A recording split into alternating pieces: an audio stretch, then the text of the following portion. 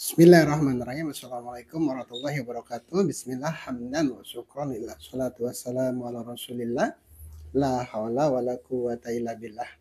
Teriring doa dan salam, semoga hingga kesempatan kali ini kita senantiasa dalam keadaan sehat walafiat dan tidak kurang satu apa.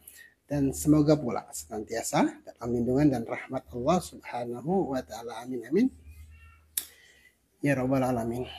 Cerita pagi ini saya terinspirasi dengan sebuah hikayat yang sebenarnya sudah lama saya sering baca, sering dengar tentang seorang alim dalam tanda kutip yang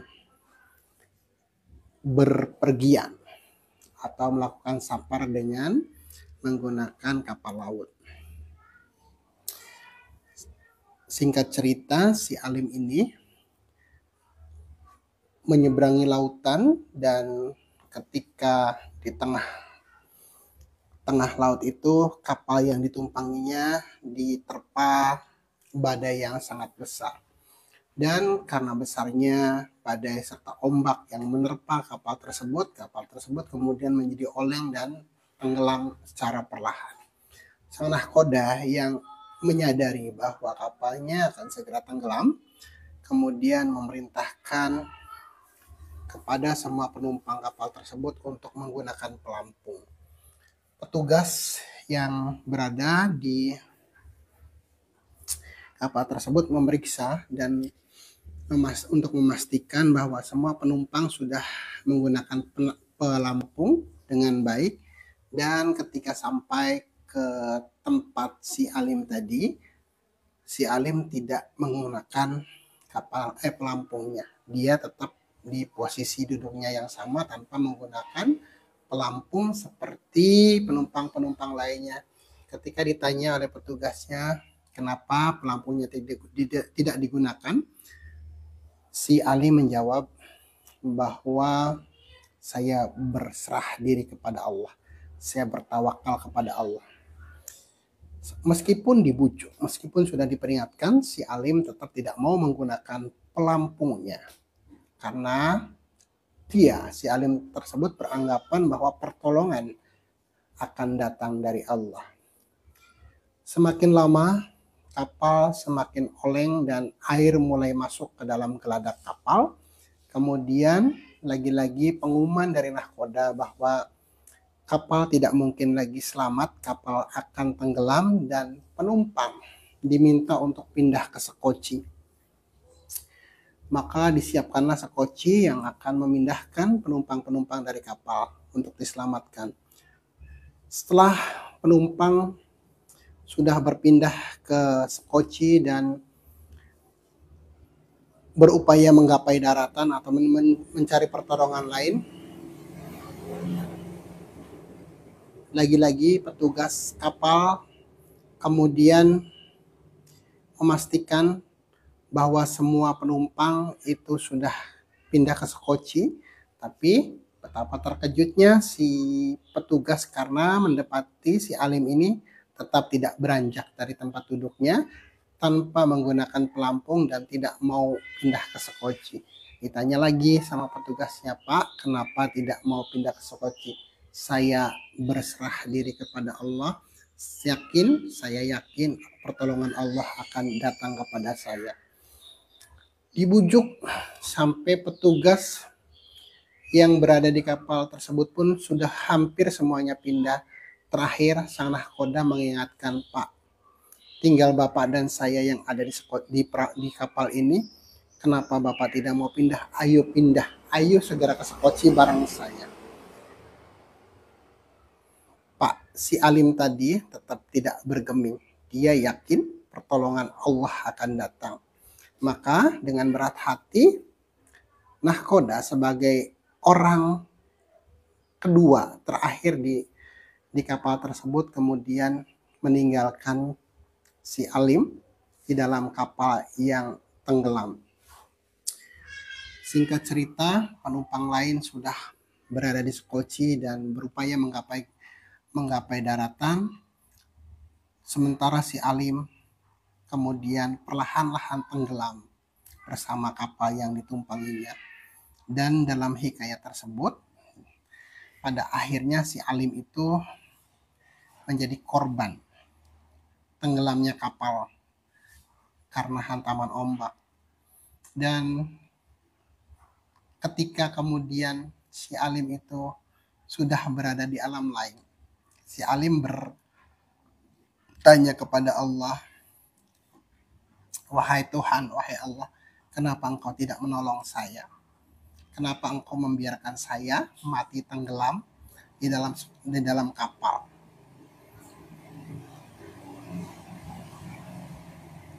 Si alim protes kepada Allah karena tadi merasa dia sudah berdoa, dia sudah bermohon pertolongan kepada Allah, tapi pertolongan itu tidak datang. Bahkan menurut si alim itu bahwa Allah membiarkannya mati tenggelam. Allah bertanya, "Wahai alim, apakah ketika sebelum engkau tenggelam ada orang yang menawarkan atau memintamu pakai pelampung?" "Ada ya Allah." "Apakah kemudian engkau memakai pelampung tersebut?" "Tidak ya Allah, karena saya menunggu pertolongan darimu." "Wahai alim, apakah ada orang yang memintamu pindah ke Sekoci ketika kapal mulai tenggelam?" "Ada ya Allah." "Apakah kemudian engkau mau pindah ke Sekoci?" "Tidak ya Allah, saya masih menunggu pertolonganmu." "Lalu apakah ada nahkoda yang memintamu untuk bersamanya ke Sekoci?" "Ada ya Allah." "Kenapa engkau tidak ikut?" "Dia bukan dari golongan saya. Dia kan orang yang tidak mengakuimu sebagai Tuhan. Jadi saya tidak mau pindah ikut dengan nahkoda tersebut, dan saya tetap menunggu pertolonganmu sehingga kemudian saya tenggelam bersama kapal itu. Kenapa engkau membiarkan?" "Wahai alim, ketahuilah, orang yang memintamu memakai pelampung itu adalah aku. Aku yang memerintahkan untuk menyelamatkanmu, tapi engkau tolak. Wahai alim, ketahuilah, orang yang memerintahkanmu untuk engkau pindah ke Sekoci itu adalah atas perintahku. Aku yang menggerakkan mereka untuk memintamu ke Sekoci, tapi engkau tolak. Bahkan ketika aku memerintahkan nahkoda itu untuk memintamu pindah, engkau pun tolak. Padahal itu adalah aku," kata. Si alim baru menyadari bahwa ternyata tawakalnya salah. Ternyata persepsi dia tentang Tuhan itu salah. Si alim itu beranggapan bahwa Tuhan itu sosok wujud yang kemudian akan datang membawanya, mengangkatnya ke atas, kemudian menyelamatkannya dari lamunan ombak dan gelombang yang besar. Engkau salah, wahai alim. Allah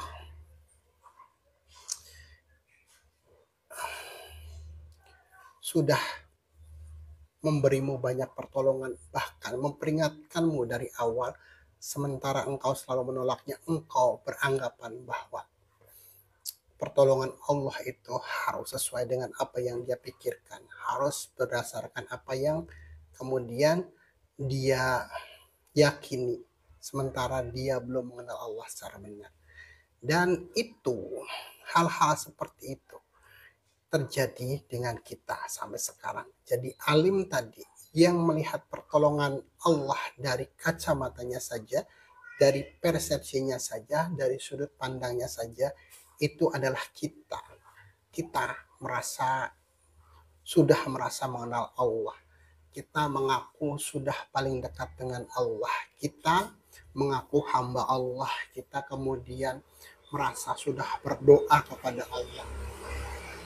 Tapi sama sebagian kita seperti alim tadi, ketika kita bermohon, "Ya Allah, berikan saya rezeki yang berlimpah," kemudian Allah memberikan rezeki yang tidak sesuai dengan harapannya, kita beranggapan Allah tidak menjawab doa kita. Persis seperti si alim tadi.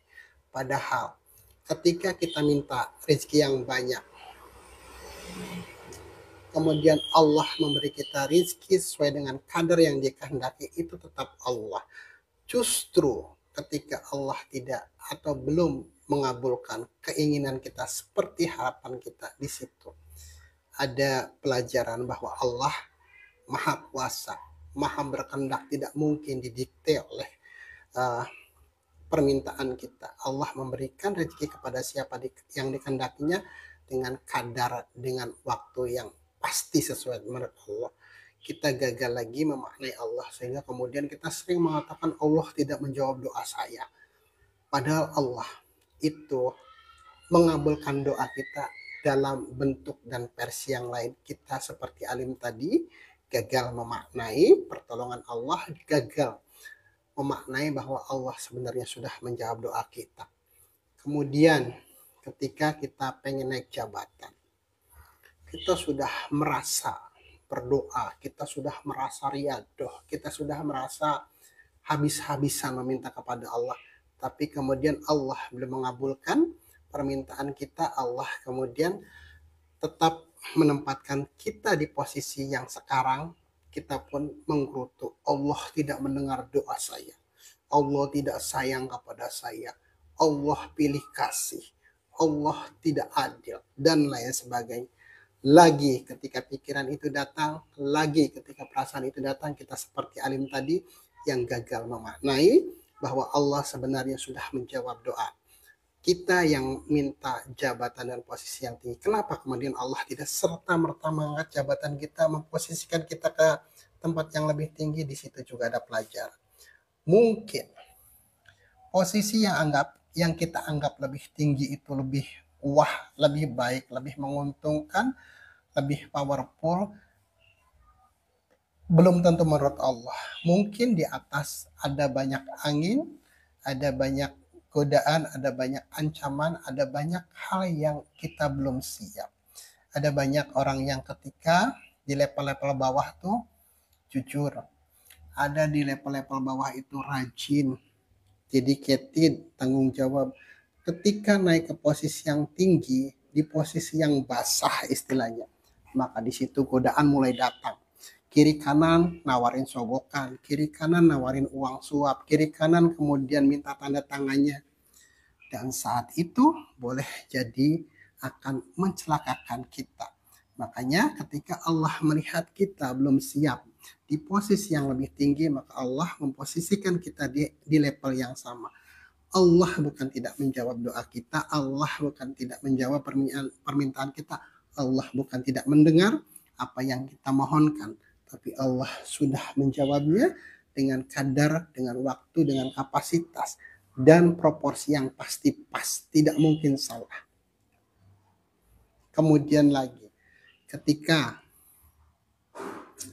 kita ingin memiliki kemampuan dalam tanda kutip, kita pengen bisa ini, kita pengen bisa itu, kita pengen memiliki sesuatu yang lebih dari orang lain, tapi justru orang lain yang kemudian mendapatkan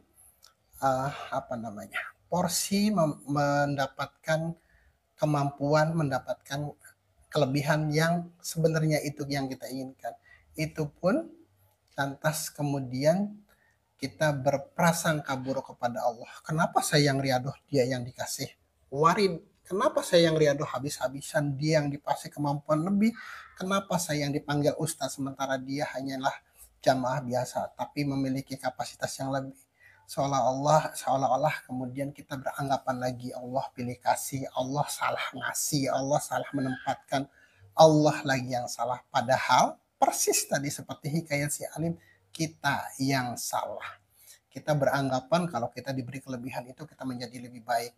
Kita beranggapan kalau kemudian kita memiliki kemampuan, kita bisa dianggap lebih hebat. Kita beranggapan kalau kemudian kita dilebihkan secara keilmuan, kita lebih mulia. Tidak, belum tentu. Ada banyak orang yang ketika masih jahil itu rajin. Ketika masih jahil itu tawadunya luar biasa. Ketika masih jahil kemudian hormat ke gurunya. Ketika masih jahil kemudian dia tidak ujub, tidak sombong, tidak takabur. Tapi ketika ada orang yang baru mencium tangannya, ketika ada orang yang baru menghormatnya, ada yang memanggilnya ajengan, ada manggilnya kiai, akunya muncul, egonya kemudian melambung. Nih saya dong sudah jadi panggil ustadz, nih saya dong sudah jadi ajengan, nih saya dong orang pada cium tangan ke saya. Itu mungkin yang tidak Allah kehendaki, sehingga kemudian Allah tidak serta-merta memberikan kelebihan kepada kita, tapi pelan-pelan sampai dengan wayahna, sampai dengan waktu yang tepat. Persis kemarin Pangresa Guru pun jauh seperti itu. Allah memberi kita kemampuan itu pelan-pelan, tidak serta-merta kemudian langsung dibuka semua, langsung bisa semua, agar kita tidak kaget, agar kita sudah siap, agar kemudian kita lebih mapan mengontrol ego dan emosi kita, agar kita tidak terjebak dalam euforia bahwa saya sudah bisa. Jadi itu hikayat si alim sebenarnya adalah kita yang sering gagal memaknai pertolongan Allah, kita yang sering berburuk sangka kepada Allah, bahkan kita melihat Allah dalam persepsi yang sempit. Apa yang kita persepsikan itu pasti bukan Allah. Allah tidak mungkin dipersepsikan, Allah tidak mungkin disepadankan, Allah tidak bisa diumpamakan, Allah tidak bisa dimasalkan. Dia laisa kamislihi sayapun.